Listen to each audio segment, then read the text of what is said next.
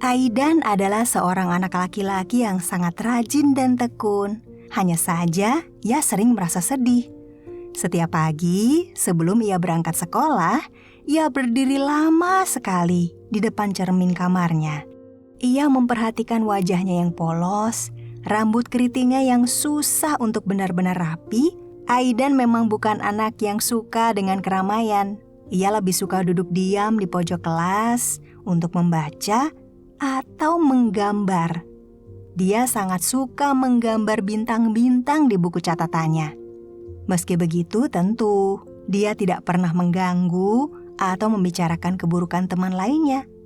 Tapi sayangnya, karena itulah ia sering jadi bahan olokan. Setiap hari saat Aidan berjalan di koridor sekolah dengan kepala tertunduk, ada saja temannya yang akan berteriak, "Ih, si kutu buku!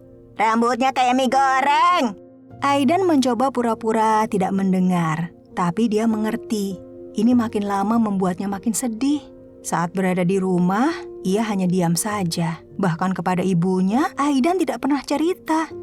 Suatu hari, saat istirahat sekolah, seperti biasa Aidan duduk sendirian di bangku taman sekolah. Buku gambarnya terlihat terbuka.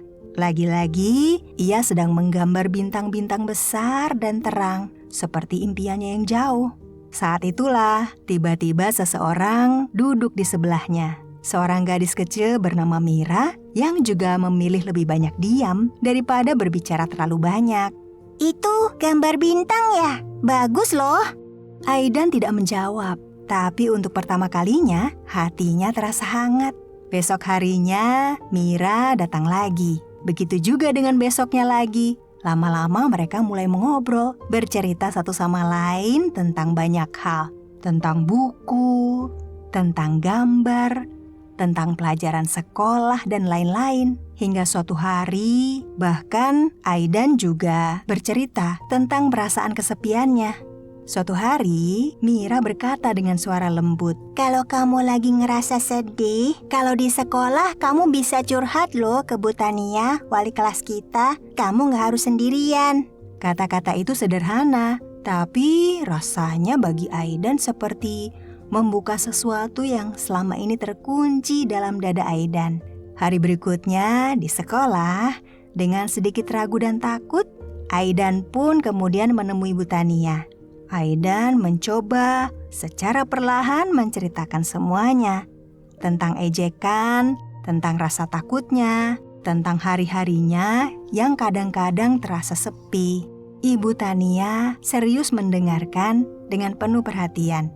Sikapnya kemudian tidak menghakimi, apalagi memarahi. Bu Tania hanya duduk mendengarkan, mengangguk-angguk, dan memberikan motivasi pada Aidan.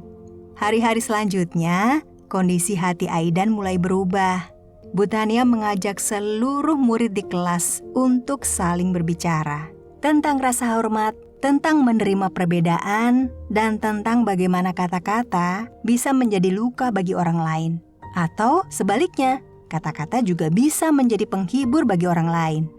Setelah hari itu, sikap Aidan perlahan mulai berubah. Ia jadi lebih sering tersenyum. Ia masih menggambar bintang-bintang. Tapi kalau sebelum itu langitnya gelap, kali ini bintang-bintang itu digambarkan di depan langit yang berwarna.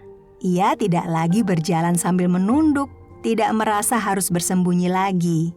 Hingga kemudian pada suatu pagi hari Senin, gambar Aidan terlihat terpajang di mading sekolah.